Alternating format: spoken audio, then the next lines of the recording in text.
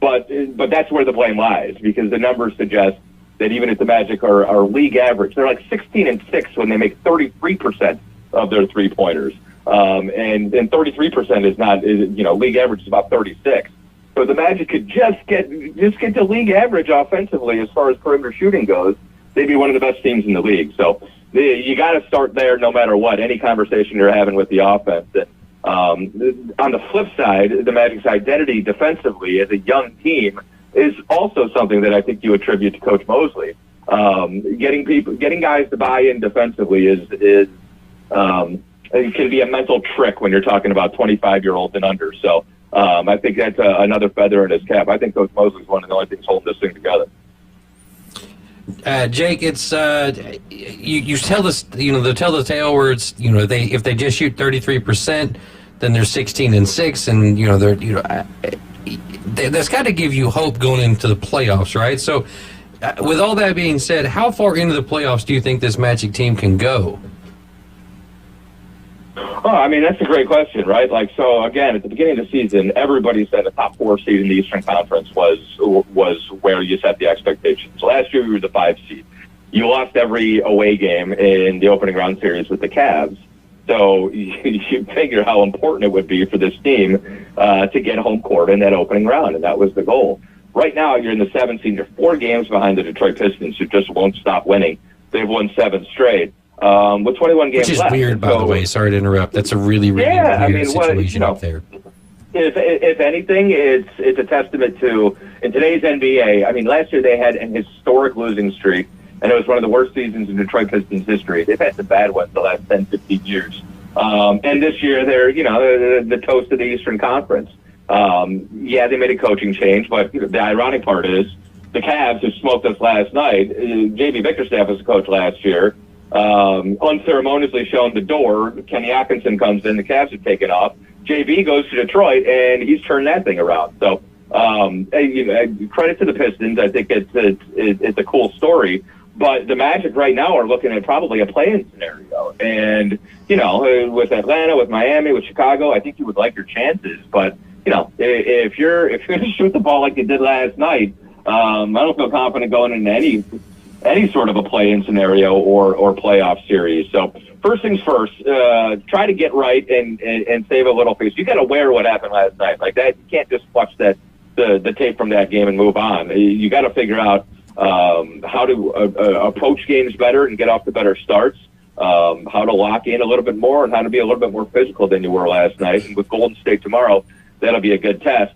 Then get healthy. Try to get Jalen back out there and start building good habits coming down the stretch, and then we can talk about how deep you'll go in the postseason. But as of right now, it's going to take a nice little run here just to get out of the play-in scenario, which is sort of a risky proposition. You're talking about losing 2 games, and boom, your season's over. Jake, we're about 3 weeks past the trade deadline in the NBA, which was a very wild and noisy trade deadline. But for the second year in a row, the Magic kind of stayed pat and were quiet around the deadline. Should the Magic have done more at the deadline? Well, I think, Jeff Wellman addressed this, and I think you can make the argument, obviously, with how poor the team has shot the ball all season, that would have instantly helped.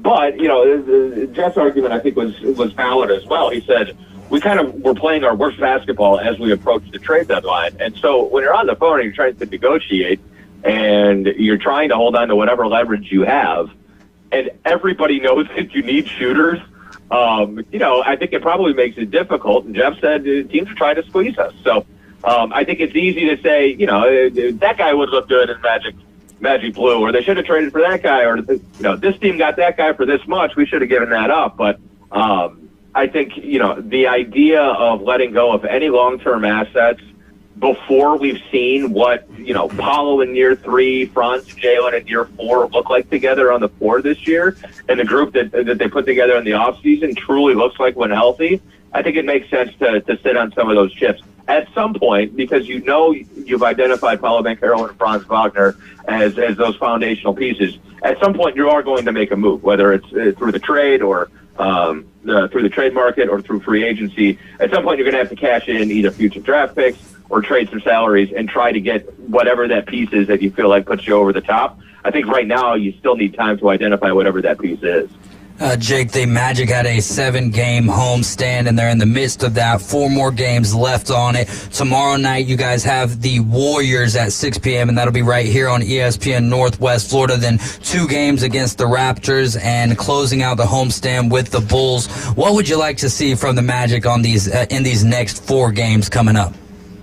Well, tomorrow night, first and foremost, just get off to a better start. The Cavs just blitzed you last night, and they sucked the air out of that building, and you're playing catch-up all night. Golden State obviously has the capability of doing that, and as always is the case when the Warriors come, there's going to be plenty of Steph jerseys in the building, and they're going to have their little contingent. Cleveland always travels really well. I'm from Cleveland myself. There's a whole bunch of us living down here because how much nicer the weather is. Cleveland is a nice place to be from, I always say.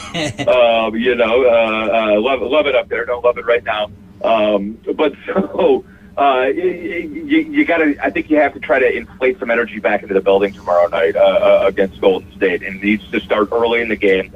You need to be ready for another physical game because Jimmy Butler and Draymond Green are coming to town, and then you need to be able to control your emotions with a guy like Steph, and so that's kind of the line that they're always able to toe Golden State, and it's looked pretty good. With the addition of Jimmy Butler, it's going to be another big sort of spotlight type of atmosphere tomorrow night. No, TNT's not broadcasting the game, but anytime the Warriors come to town, it feels like you're on a bigger stage. So, the beautiful thing about the NBA is you always have another opportunity, usually pretty quickly, to redeem yourself, and hopefully the Magic are able to do that tomorrow night. Hey, there you go, man. Hopefully they are saving some of their points for the next 4 games and beyond that as well. Jake, you do a great job broadcasting there for the Orlando Magic, and we look forward to hearing your voice here coming up tomorrow evening, Sunday, next Tuesday, and next Thursday as well. Thank you so much for your time, my friend. All right, thanks, boys. Appreciate you. Absolutely. That's Jake Chapman. He is the Orlando Magic Radio play-by-play broadcaster. Coming up next, we're going to keep it locked in, but this time going a little bit more local with our local sports reporter for the Panama City News-Herald, Banji Bomadella, joins us via the phone when we return.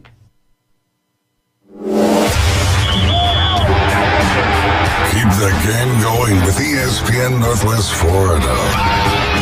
Just because you get out of the car doesn't mean the Sports Talk and Live play-by-play have to end. Just say, hey Alexa, open ESPN Northwest Florida.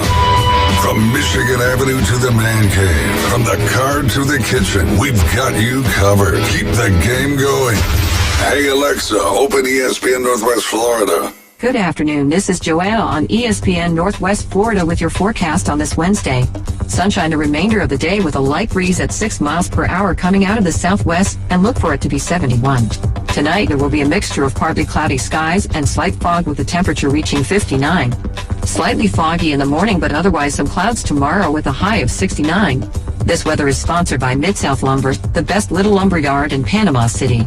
Thank you for listening to ESPN Northwest Florida. Rely on it. Are you tired of hearing 2 weeks when you call to get your boat worked on? Hey folks, it's Chris Kramer with Kramer Marine and Outdoor, and we'll get you in and back out on the water as quick as possible. We're a full-line Yamaha outboard dealer and Suzuki outboard dealer, and we have master-trained certified mechanics on site. So if it's just an annual service, electronics install, trolling motor install, or all the way up to a full repower, we can take care of you. So stop by and see us in the corner of Frankfurt and 23rd next to Bill Kramer GM, or call us at 850-851-0453. In February, we celebrate Valentine's Day and President's Day. And with the warmer weather, could spring be far behind? That Boot Store will help you celebrate any time of the year with one of the widest selections of Western wear in the area. That Boot Store can fit the smallest to the largest, so bring the family and dress up Western style at an affordable price. Carhartt work clothes are available too. Open Tuesday through Thursday, 9 till 5. Friday and Saturday, 9 till 5:30. Thanks to Bill Burkey at 15th Street, Panama City. That Boot Store where God is good all the time. Your home for college basketball, ESPN Northwest Florida. Coming up tonight, the #1 ranked Auburn Tigers. The Ole Miss Rebels come jungle 19-8 to take on the 25-2 red-hot Auburn Tigers. Tip off at 6 on your home for the Auburn Tigers and March Madness. ESPN Northwest Florida. He stuck his head in the microwave and chanted Hot Pocket. Caveman Rick is part of the Afternoon Underdogs. Hope you're drunk or heading home to a trailer. On ESPN Northwest Florida. Welcome back into the Doghouse. You're riding along with the Afternoon Underdogs. I'm David Hayes, along with Adam Goff and Caveman Rick. We encourage you guys to keep the game going with ESPN Northwest Florida. We're now on your smart speaker for in-home listening. Just because you get out of the car doesn't mean the sports talk and live play-by-play have to end. And if needed, you can head over to ESPNPC.com and click Enable Skill. Now, Caveman Rick, it smells kind of like Hot Pockets in here, doesn't it? Kind of right? weird. It's like it's weird. Like the promo hit, and I was like, I smell Hot Pockets. Yeah. Hot Pockets. So, Not from me. Could you give us? Is that how you scream it into the microwave?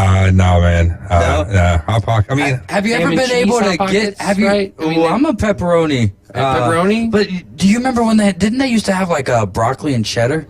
I think so. They used to have I think for a lot of stuff, they had a lot more flavors for Yeah. stuff, and then just kind of like. Now it's like breakfast and lunch. You either get ham and cheese and pepperoni, or you get breakfast. They got the one that's like got like meatballs and pepperoni and like sausage and something else. Meat That's pretty lovers good. or whatever, Yeah. essentially. I just knew that after I ate a Hot Pocket, the roof of my mouth, I wouldn't be able to feel it for probably about 3 days. That's kind of like me with pizza in general, because I don't ever wait for it to cool down. It's just, let's go. Right, and of course they make the what do you call it, the Philly cheesesteak ones that I mean, come on, dude, Philly cheesesteak. This like eat a Philly cheesesteak or don't eat a Philly cheesesteak. Don't put it in a Hot Pocket. Don't put it in anything else, a casserole, whatever. I've heard people like, hey, you probably like this casserole, Rick. It's right up your alley, Philly cheesesteak.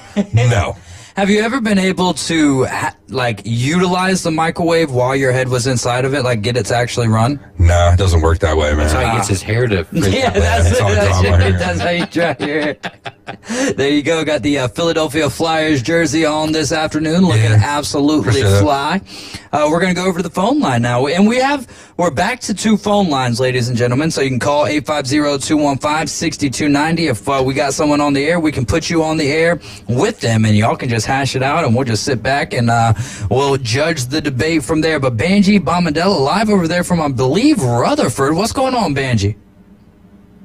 Hey, how you doing today? Oh, doing well, man. Miss seeing your face in the studio. As always, it's a lot of fun. We were going to try to, I had the Magic play-by-play broadcaster on today, trying to see if we could rile up some Jordan and LeBron debates. But, we're away from that for right now. What's going on over there at Rutherford?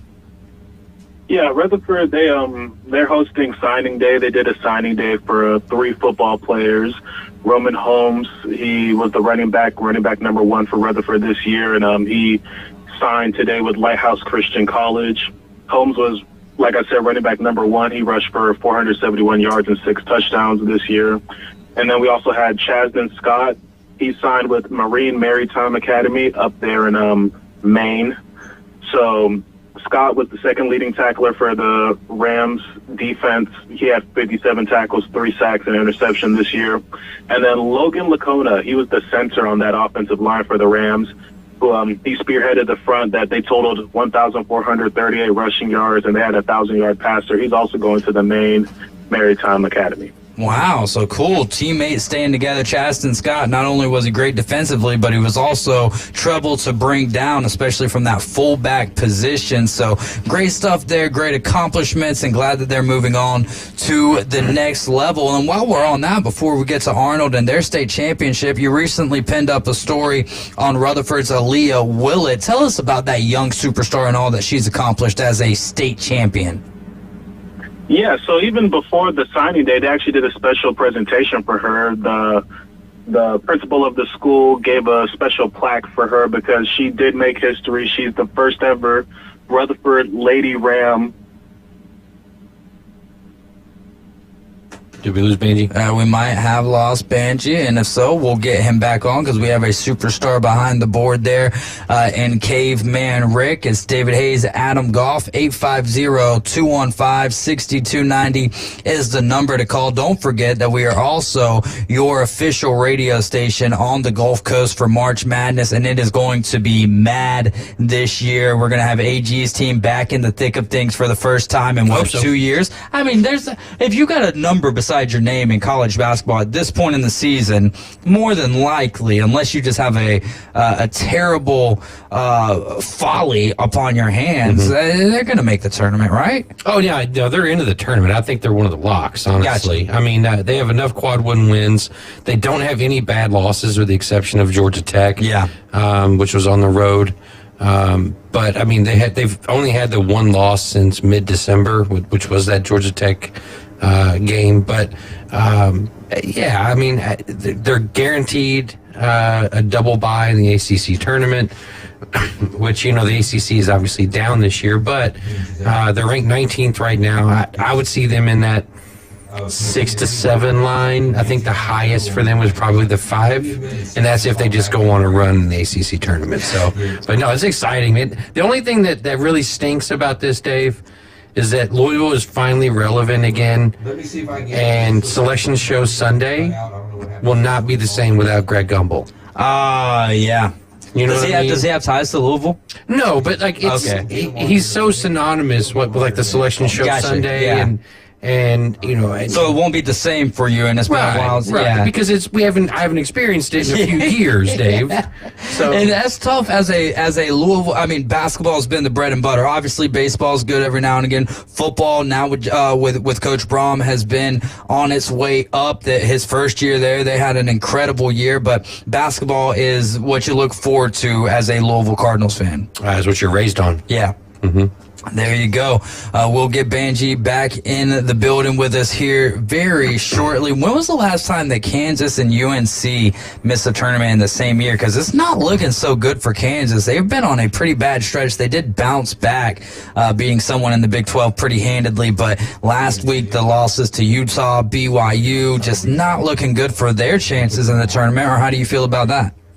Yeah, it's kind of odd, right? I mean, you look back at some of the years past where you had, you know, like Kentucky missed the tournament, but you always had UNC or Duke or something like that. And this year you've got two of the bigger blue bloods that are going to be potentially missing. UNC, I think, still gets in. They've got a couple opportunities to get a couple quad one wins. Yeah. Kansas, I think, man, unless they just turn it around and hammer it out in the Big 12 tournament, they could be looking on the, you know, from the outside looking in. But it's going to be hard for them on Selection Sunday to look at Kansas and North Carolina, just the names, and go, yeah, we're not putting them in there. There you go, man. We'll find out more as we inch closer to the month of March and, of course, to March Madness. Back with Banji Bombadella, sports reporter for the Panama City News Herald. Banji, when we left off there, when we lost you, we were talking about Aaliyah Willett, and Principal Mitchell was promoting her with an award or something? Yes, sir. So she got a plaque, you know, for her accomplishment of being a state champion, being down there in, you know, the Rutherford history books. I believe Rutherford's been around for 64 years, and it's the first time it's ever been accomplished. So she'll have her name, you know, etched into the gym and all that. So I think that's something pretty cool, because it's not often you see somebody transfer to a high school in their senior season, pick up a sport for the first time, and win a state championship. Well, and it's kudos to her, right? It's kudos to her and her coaching staff as well. And like you said, it's, you know, coming from the outside of Bay County, I know you do as well. It's kind of been shocking to me that, you know, more of these high school athletes and you know, coaches as well have been kind of, you know, I don't want to say forgotten about, but in terms of, you know, their honors and having a Bay County Hall of Fame and things like that, it seems like there's a lot of missed opportunities there for some of these schools to kind of recognize these young athletes. And so it's awesome to see, you know, Aaliyah Willett get her you know, her comeuppance and be honored in this way. Yeah, it's incredible, and it's something that I've also talked with Bay County Athletic Director Josh Latch, and we're talking about possibly doing a Bay County Hall of Fame where we would have it, you know, maybe have like an electronic kind of thing at Tommy Oliver Stadium where people could come and see their accomplishments, see who makes the first class and all that. But it's something that if it won't be this year, I don't think, but maybe it's definitely in the works to try to, make a Bay County Hall of Fame so that we can, remember and award these people who made such big accomplishments. There you go. Well, Banji, we're getting close to taking a break here. We got to talk about Arnold. We got to talk baseball power rankings, and we need to talk softball power rankings as well. So let's take a quick break, and when we get back, we will join you again, and we'll kick it off with what went down over there in Auburndale, all right? Yes, sir. All right, you're riding with the Afternoon Underdogs, joined by Banji Bombadella, sports reporter for the Panama City News-Herald. We'll be right back after this. ESPN Northwest Florida is taking it to the hole. Your home for the most live college basketball on the Gulf Coast. The ACC, SEC, and the biggest games in the country. Plus the official station of March Madness. The Panhandle's destination for live play-by-play. Hear every slam dunk in ultra-high fidelity right here. ESPN, Northwest Florida. Good afternoon. This is Joanna on ESPN Northwest Florida with your forecast on this Wednesday. Sunshine the remainder of the day with a light breeze at 6 miles per hour coming out of the southwest, and look for it to be 71. Tonight there will be a mixture of partly cloudy skies and slight fog with the temperature reaching 59. Slightly foggy in the morning, but otherwise some clouds tomorrow with a high of 69. This weather is sponsored by Mid-South Lumber, the best little lumber yard in Panama City. Thank you for listening to ESPN Northwest Florida. Rely on it. Hewitt Tire and Auto. Call 850-769-7323. Your certified AAA service center and hometown towing. Visit them online at HewittTire.com. On Airport Road in Panama City. 850-769-7323. Hewitt Tire and Auto Center and hometown towing. Need a tow? Call Billy at Hometown Towing, 850-265-1562. Golf is a game that should be fun, but to have the most fun, you need to play your best. That's where the experts at Golf Plus come in. Their friendly staff will guide you through the buying process, answer all your questions, and can help with any repairs you need along the way. Golf Plus is your custom fitting, club repair, and golf retail shop. Golf Plus staff is non-commissioned and will work with you to find the best product for your game, just like they've been doing since 1988. Golf Plus in Dothan and Panama City Beach. Fitting, repair, retail. That's Golf Plus. Hometown Sports Talk from hometown hosts. People are loving it. We're live and local. Now back to the Afternoon Underdogs. Are you kidding me? 104.3 ESPN Northwest Florida. Welcome back in the Doghouse. You're riding along with the Afternoon Underdogs. I'm David Hayes, along with Adam Golf, also known as Fano, and Caveman Rick with us on the ones and the twos. Keep it locked in here. 5:30, we're going to get you to the coverage for Auburn and Ole Miss, I believe. Going on this evening, Auburn and Ole Miss, and coverage will be starting 5:30 for a 6 p.m. win, and I'm sure Ole Miss will be trending on Twitter as well, along with hashtag Mary Kate and hashtag Evan Solis and hashtag Dad and all of that good stuff. Banji Bombadella, local sports reporter here for the Panama City News-Herald, was down in Auburndale covering the Arnold Marlins on their quest for a back-to-back Class 5A state championship. We had Travis Novak and Lincoln Gwynn in the building with us yesterday afternoon, and they were hyping or telling us, about their time down there in Auburndale and just about the season and all that good stuff. Banji, what were your takeaways? What did you do down there in Auburndale when you were covering the state championship for the Arnold Marlins? Well, first of all, it was an amazing experience just to be able to go down there and, follow the local team as they, went on a quest to repeat as back-to-back state champions.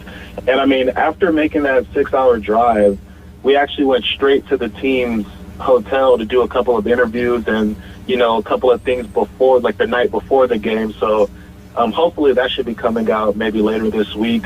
But we got some good stuff with that, with the pregame speeches from the night before and all that. But it was an amazing experience being there in Auburndale. The weather was actually pretty nice. I was expecting it to be really hot, but it was actually around 65, 70 degrees. So it was like ideal soccer weather. And also the game was rough to begin with. I can't lie. That first half, you would say Jesuit was unlucky not to be up 2-0.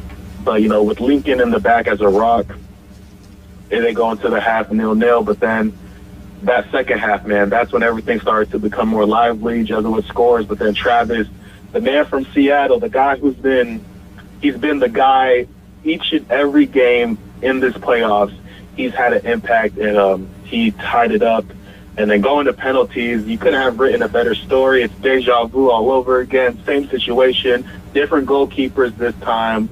And Lincoln makes that save, and Arnold repeat as back-to-back state champions. Yeah, last year was Josh Chandler. This year, Lincoln and Travis. Opportunity to meet them yesterday afternoon. Both have great heads on their shoulders, no doubt about that. Now, also in one of your articles that you penned about the championship team, you had mentioned the language barrier, and that's something that I asked the guys about yesterday afternoon. But what was that? Was that something that stood out to you in the championship game, or did it stand out to you earlier on in the season? And was it interesting for you to watch that team navigate their way through that language barrier throughout the season?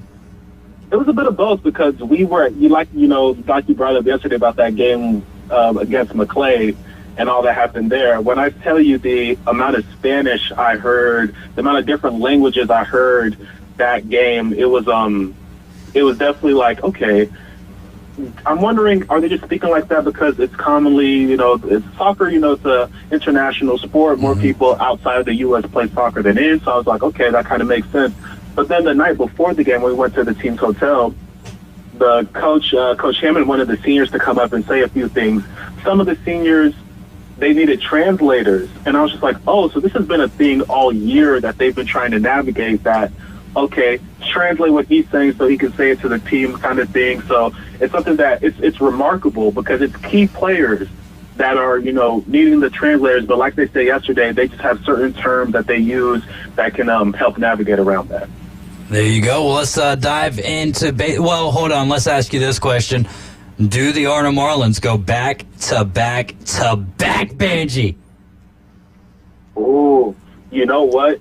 I can't lie. I think they have a better chance of going back to back than they were this year, because I think this team this year, they had, like Coach Hammond would tell you this, they had no business getting as far as they did. So I think them now coming back for the third straight season, yeah, without a doubt, I believe you can book it. They're going to be in Auburndale next year. Benji AG here. We miss you as always, buddy. So, and great job on all of the coverage, including the state, soccer championship. But my first question is, this team lost nine starters going into this season. How many starters are coming back for next season? Right? That's my first question. Mm-hmm. So here's the problem, right? So Lincoln Senior, that's the goalkeeper. So you're gonna have to replace another goalkeeper again for the third straight year. Then Travis is a senior. Thomas Galassi is a senior. So your front two, your striker and your winger are both going to be gone. So that's already 3. And then I believe there's a couple of midfielders. I believe Fernando Granillo. So I would say overall it's probably 6 or 7. We might look at around the same range as last year. Okay. Wow. Ready for 2026 for Arnold Soccer already.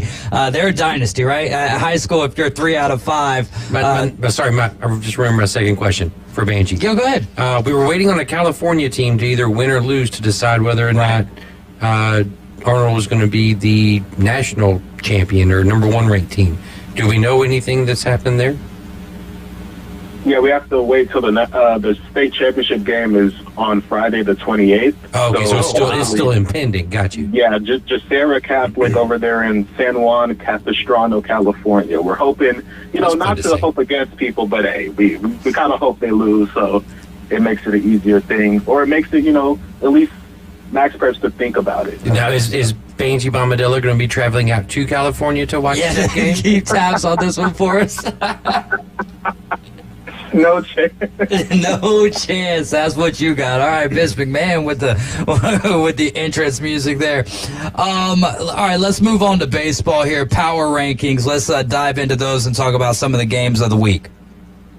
Yeah, so with my power rankings, I have Rutherford at 6, and then I have North Bay Haven at 5, and then I have Mosley at 4, but then I would have Bay at 3, despite Bay, getting blown out by Bozeman 12-0 5 days ago. I wouldn't say that's like Bozeman's a great team, so it's one of those things where Bay is still trying to compete in this county, and I do believe that they're the third best team in the county. At number two, I have Bozeman. I have them slightly down one because I just believe that loss against South Walton, it was 7-2, and I know South Walton's a quality team. South Walton's probably a Final Four team already, just looking or trying to project ahead. So I do have Bozeman at 2, and then I have Arnold at 1. And the interesting about it, this week, tomorrow, in fact, Bozeman hosts Arnold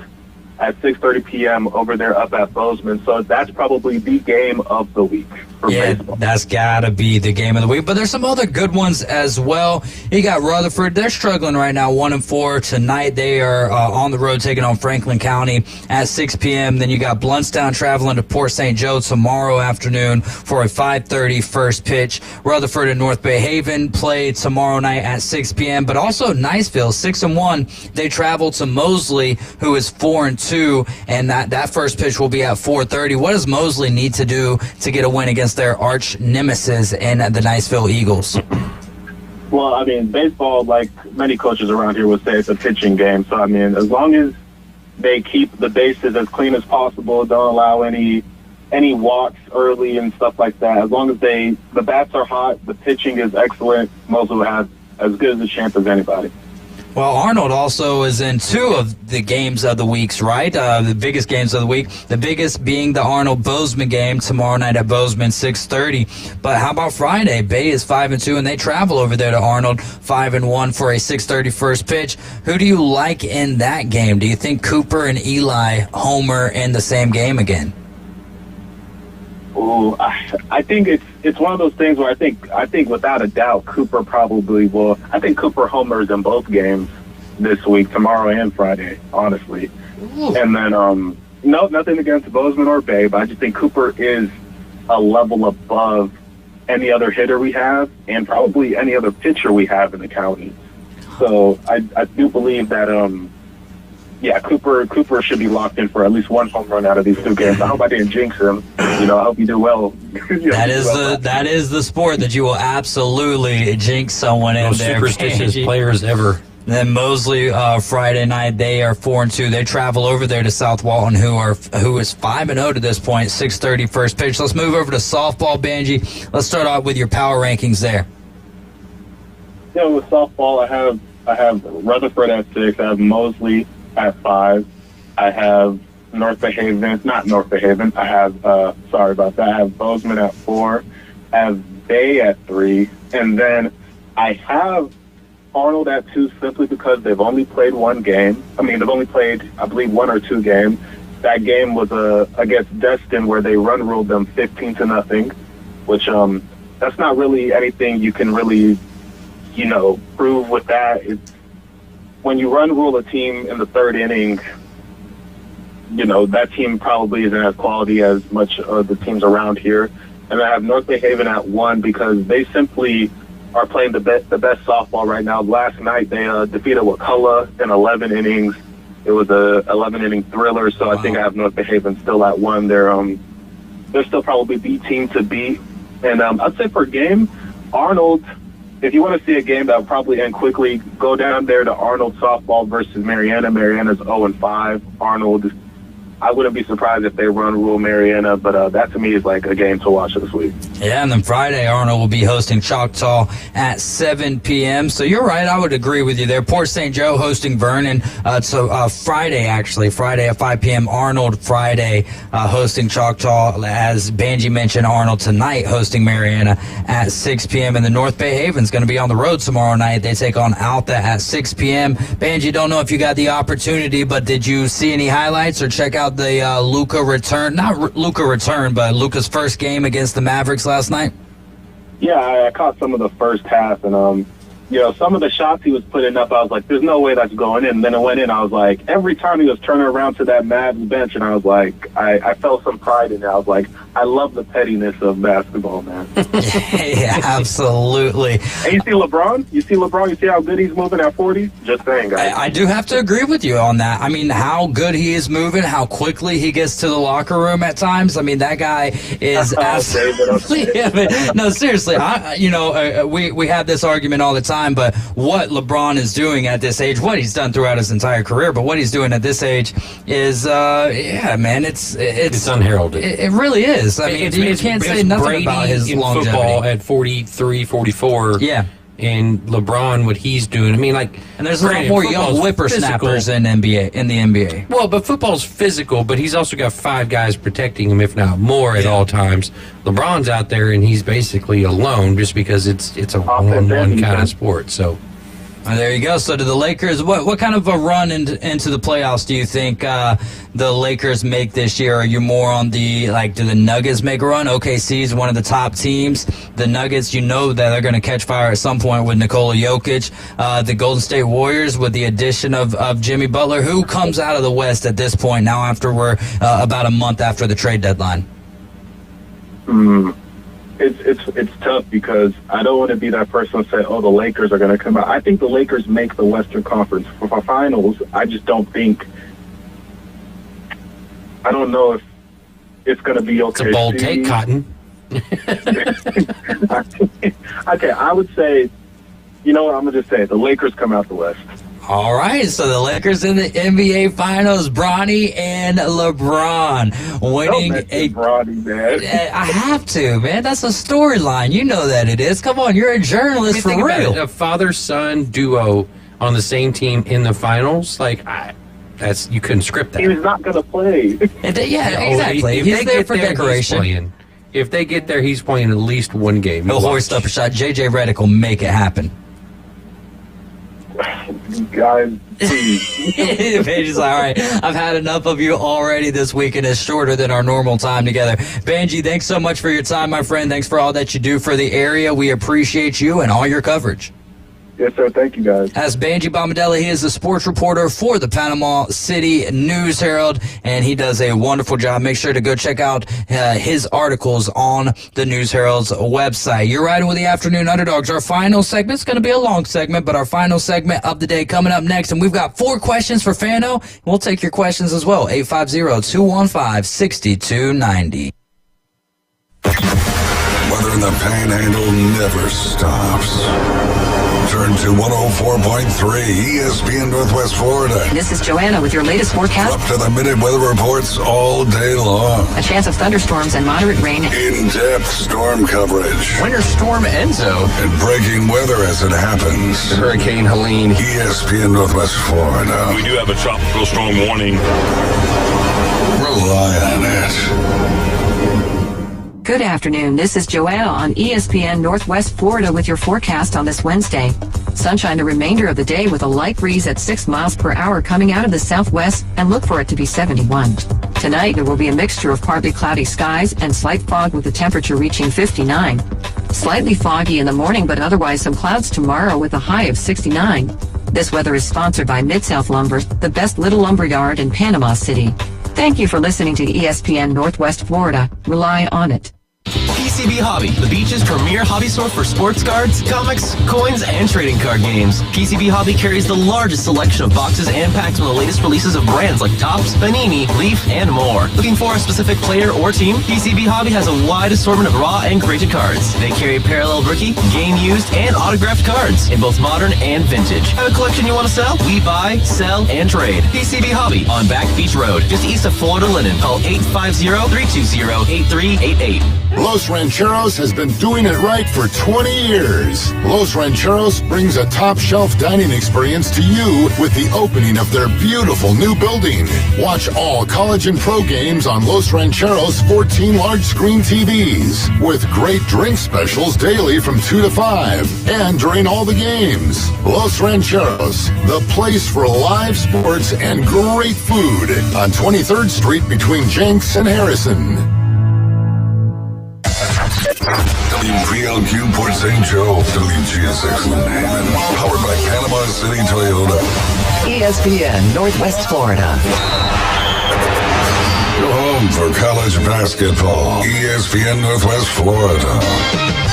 Coming up tonight, the number 1 ranked Auburn Tigers.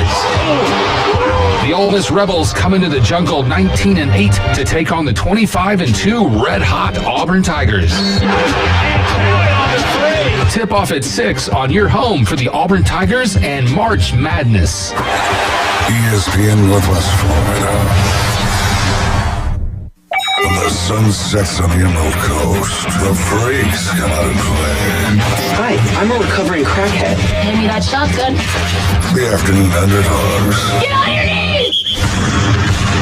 ESPN Northwest Florida. Welcome back to the final segment of the Afternoon Underdogs. Here I'm David Hayes along with Adam Goff and Caveman Rick. We've got a lot to dive into. Auburn Tiger basketball coverage starting at 5:30, coming up for a 6 p.m. tip, as Bone Crusher mentioned there. 6 p.m. versus Ole Miss this evening. Coverage starting right here after this segment. We're going to run till about 5:28. LSU Jeff texting in. He says last time North Carolina and Kansas missed the tournament in the same year, 1973. That's a long, long time. Which kind of segues me into trivia mindset. On this day 13 years ago, this is a softball. So for $25, or not $25, for a 12-pack of Buffalo Rock and a $10 Golf Plus certificate, on this day 13 years ago, who said, "Who do you think you are?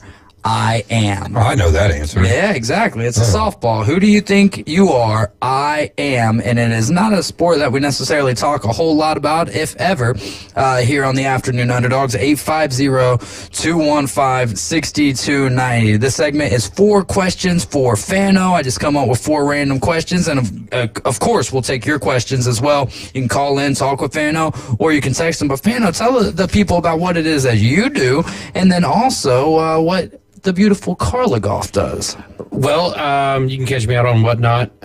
It's a streaming app, and you can go on there and check out a whole bunch of shows. And it's not just baseball cards. It's, all kinds of, sports cards, trading card games like Pokemon and all that stuff. But then, you can buy clothes on there. You can buy, shoes. You can buy basically anything that anybody's willing to sell on there. As long as they can ship it to you, they'll sell it to you on there. So pretty cool little open market kind of area. You can kind of go down a rabbit hole in there as well. And then obviously my wife Carla is, she's doing her thing with Bite Me Custom Cookies and Treats. We have the roaming bakery that she's going to be taking out on Saturday to the St. Andrews Farmers Markets over there at Oaks by the Bay. So make sure you get down there and check her out with all of her cookies and cupcakes and cakes. And right now she's working on sourdough bread. That's her newest and latest project that she's been perfecting. And so she's making sourdough bread sweet? No, she's just making sourdough bread. Oh, okay. Yeah. So shoot, it's something you can take a bite out of, ain't it? Yeah. Her cinnamon rolls are out of this world too. So she's doing a phenomenal job, and I'm awfully proud of her, and hope to see you guys out there on Saturday. So if you get a chance, head on down and see us down at St. Andrews. Say hi.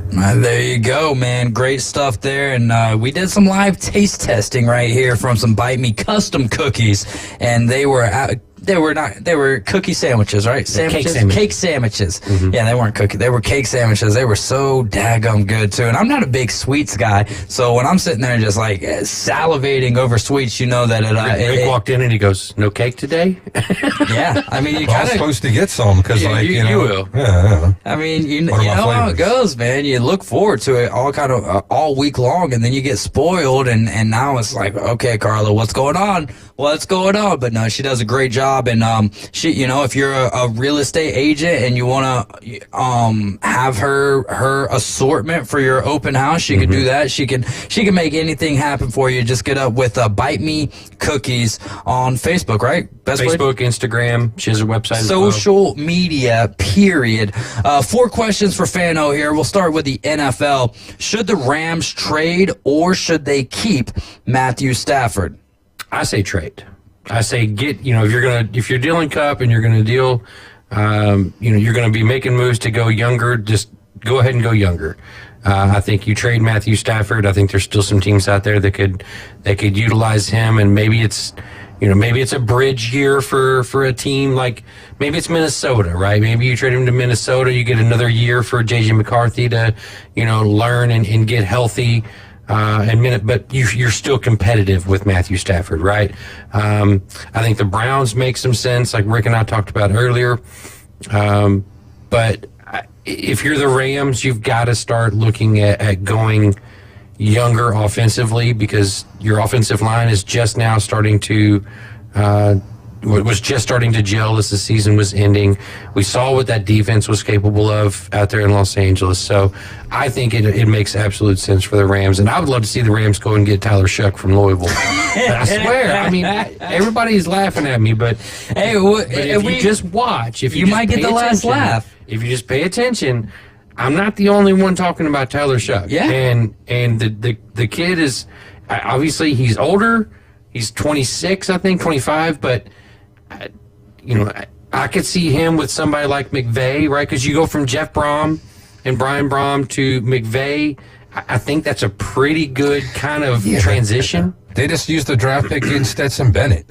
So, I mean, like, they're going to go to the well again. Fourth string this year, though. I hear you, but I'm just still saying, like, I mean, they've already, wasted, or used the draft pick for something like that. I mean, unless you get somebody proven veteran, I think you stick with Stafford. That would be a wild turn for his career, Tyler Shuck, right? Like, if you're looking at the fact, did he spend his whole entire career with you guys? No, he started at Oregon. He was actually Justin Herbert's backup. Okay, because, I mean, really, last year was the only year that he was at least looking at his completions versus attempts. He might have gotten injured, but it looks like last year was his only year that he was a starter. Mm-hmm. He had a torn labrum his first year after he transferred to Texas Tech. And then I think the next year he ended up with a broken leg. So, but last year he was fully healthy, and I thought he had a fantastic year. And he's showing people, at least on tape, that I think he could be a QB at the next level. So I would love for him to go to the Rams. If the Rams were to trade Matthew Stafford, who do you think is the right team to go after him? Like, the Rams got what they wanted out of Stafford, right? Not saying that they're done with him, but they got a Super Bowl out of him, right? The first year, it's like you can't write that script any better. But what's a team now? I mean, the Titans, I think, are a team that he could fit in with. How about them Cowboys? They're paying Dak too much money. Yeah, I think that they're stuck on. I think that they're stuck on Dak. I think we all know they're stuck on Dak, which isn't problematic if they could keep him upright, keep him healthy, and get a new owner and get a new coaching staff. After this one's just not. I can't imagine that it's going to work out with what was it, Brian Schottenheimer?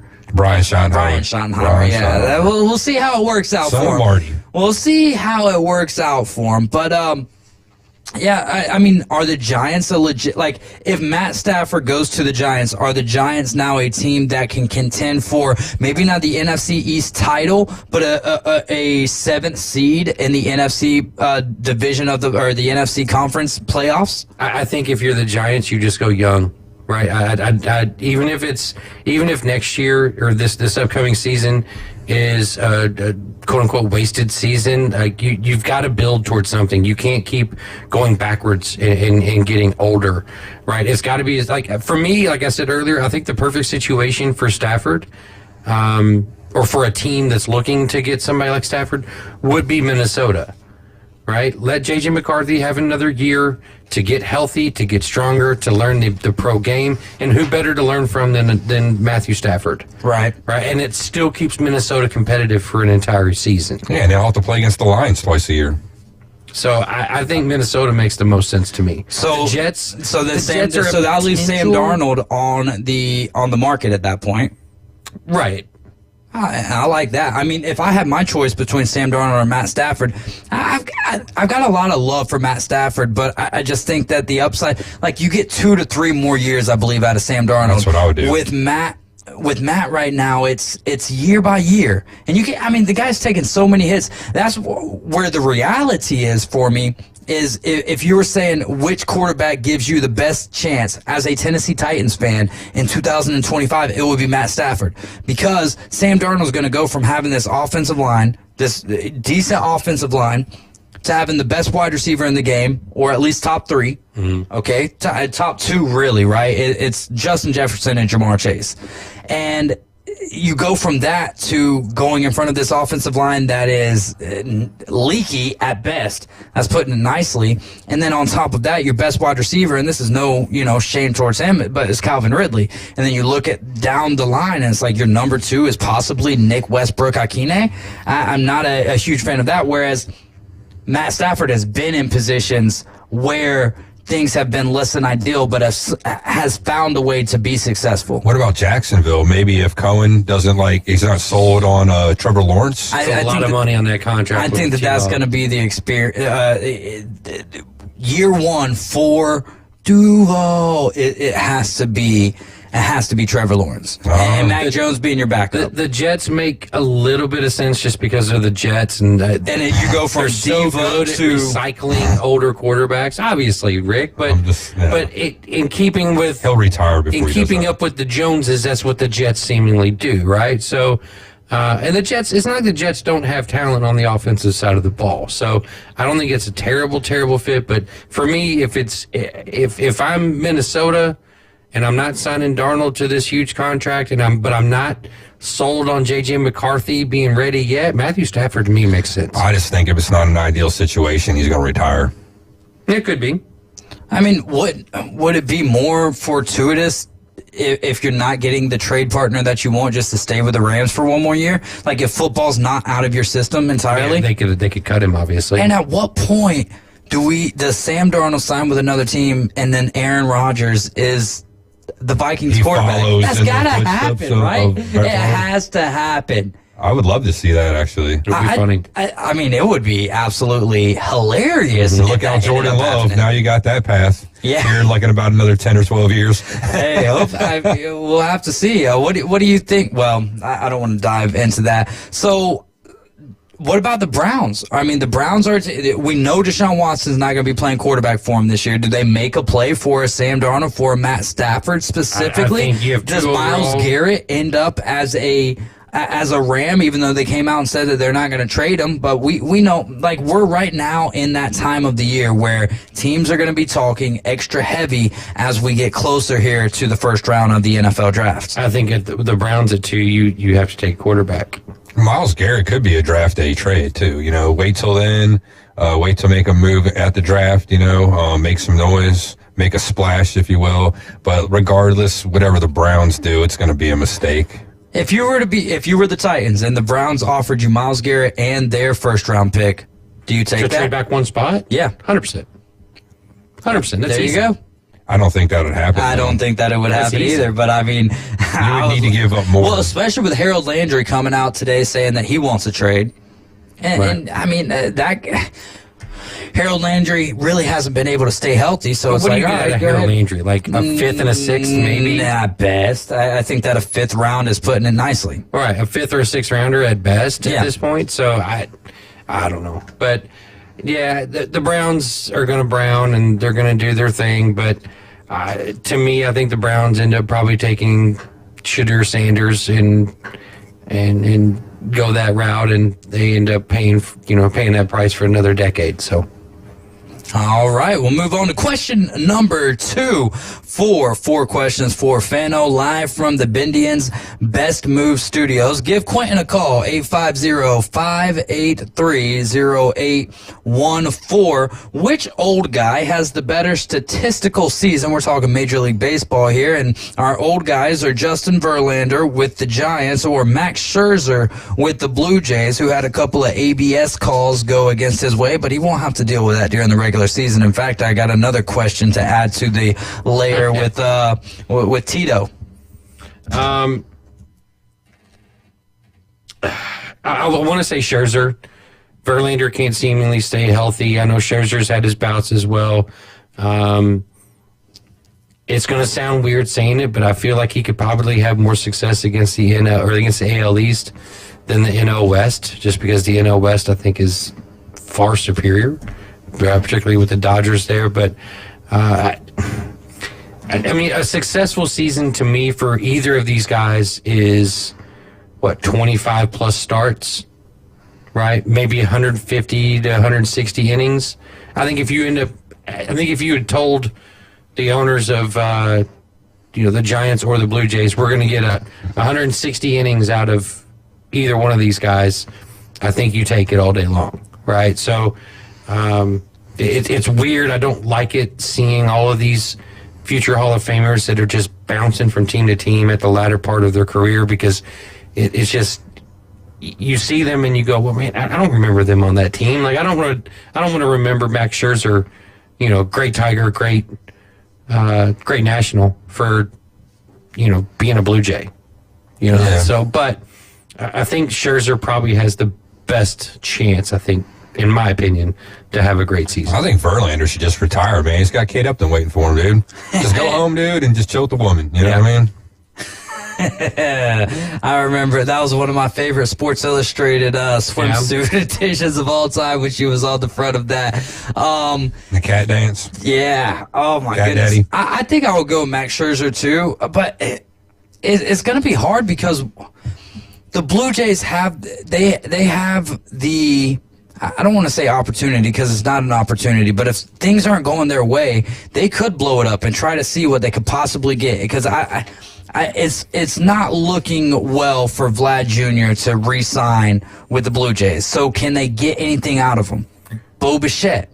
Same situation, right? Right. If he can bounce back from last season and show, that, last season was an anomaly, he's, a great trade piece, right? I know Braves fans are salivating at the idea of a Bo Bichette coming over to Atlanta. Yeah. I was thinking that was going to be like an off-season acquisition. Right. Vladdy, there's probably more than half the league that would take Vladdy at first base. Make a package deal. Go after both of those guys, or like, Scherzer, one of those guys, like in a deal, come like, trade deadline or something like that. Make a big splash. I mean, they're bottom feeders in that division anyway. It's highly unlikely they're going to finish any higher than the bottom. Yeah, I agree.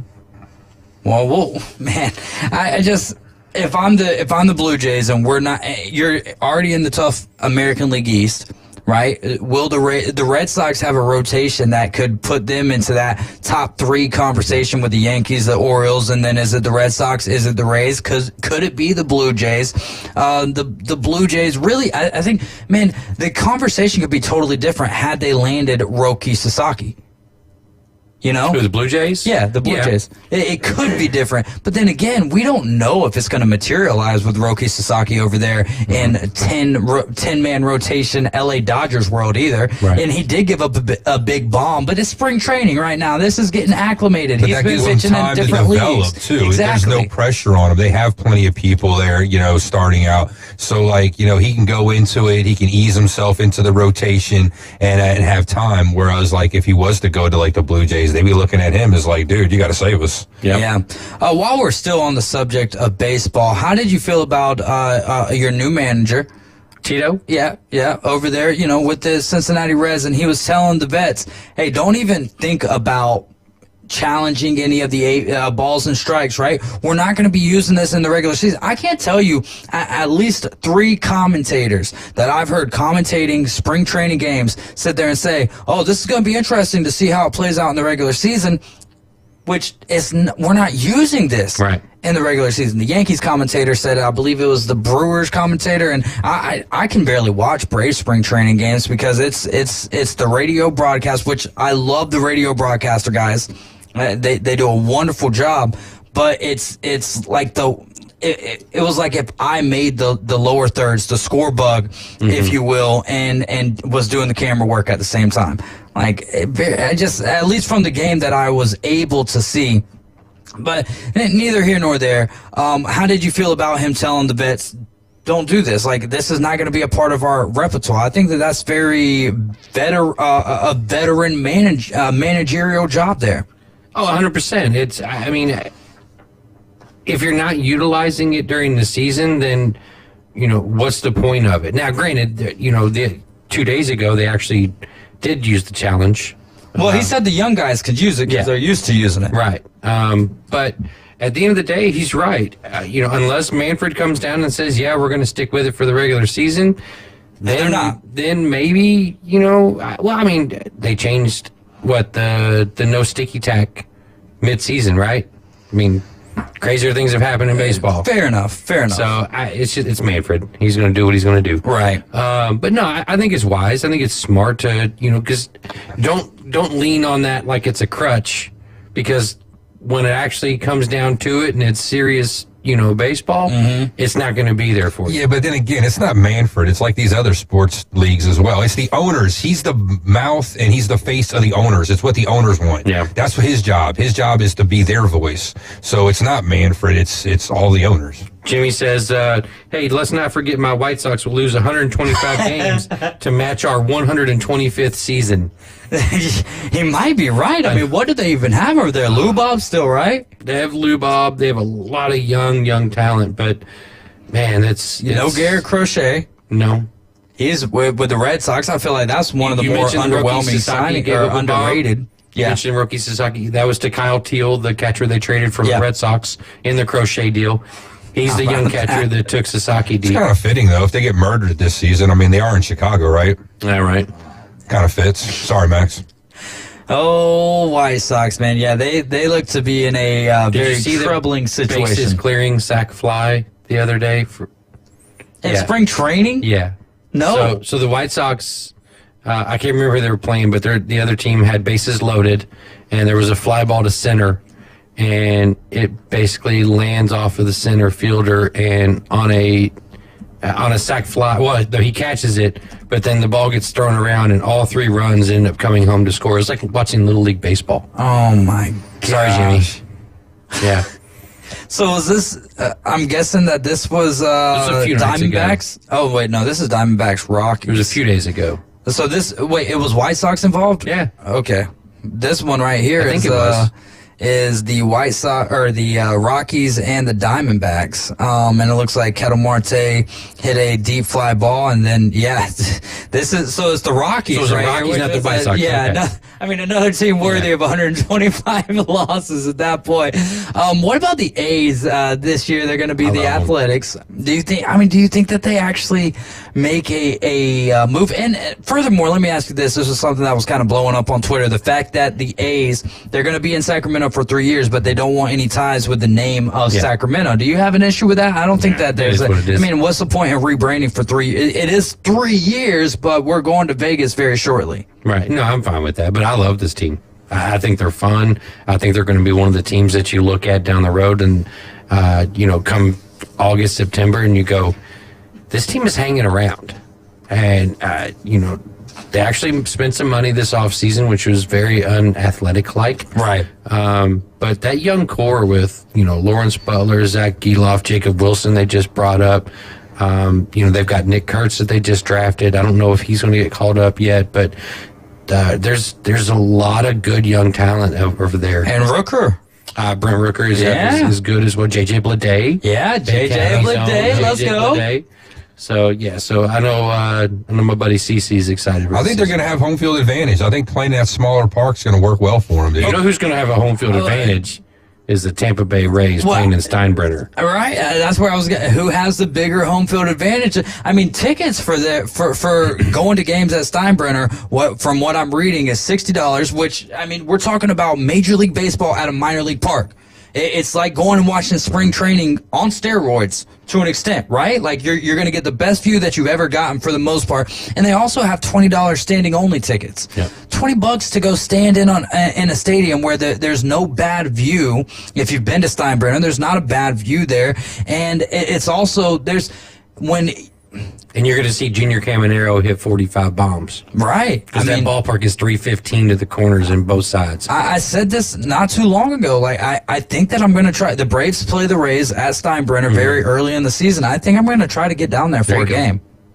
Yeah, makes sense. So who do you think would have the bigger home field advantage, if you will? Would it be the A's in Sacramento? I think the A's, because they're going to be there for like those 3 years, and I think it's going to help them out. I mean, the Rays could be there possibly 2 years because they're waiting on a new stadium to get built, so they're not going to spend the money to get the Trop roof redone. So I think that's what everything is kind of hinging on right now. It's very interesting that in the same season, you're going to have two teams playing in minor league parks. If the A's were playing in a better, well, I mean, I guess you could say the same thing about the Trop, but if the A's were playing in a better stadium, they would have been selling more tickets. The Rays' problem is just where they're at. It's just, it doesn't matter what stadium they're going to be in. I think just putting butts in seats is a problem for where they're at. They'll sell out in Steinbrenner. I do. Well, yeah, because it's a minor league park, man. Mm-hmm. I'm talking about when they get a new field and stuff like that. But the A's, had they not been playing in that toilet bowl for the longest time, they wouldn't be in the predicament they're in right now. You know what I mean? Like, they could sell. Part of their problem is wanting to play small ball and, like, money ball and not spend money. If they actually spent a little money and they had a better facility to play in, they wouldn't be moving. They'd still be, I think, in Oakland. They wouldn't be going to Vegas. Yeah. Well, sometimes to play money ball, you got to spend a little bit of money along the way. What's another team that kind of struggled down the stretch last year that you think could bounce back for your fourth question here, Fano?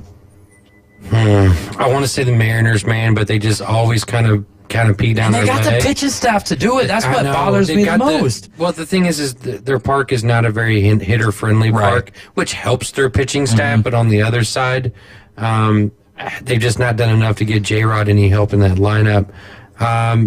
Give me the Royals.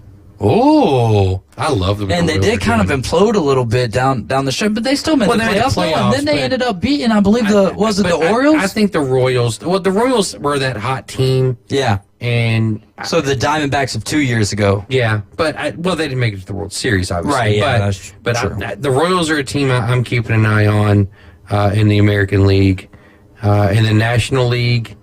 I hate saying this, but keep an eye on the Cardinals. You hate saying that, yeah? That makes sense. Keep an eye on them. They've got some good young talent there. They've redone their entire coaching staff, with the exception of the manager.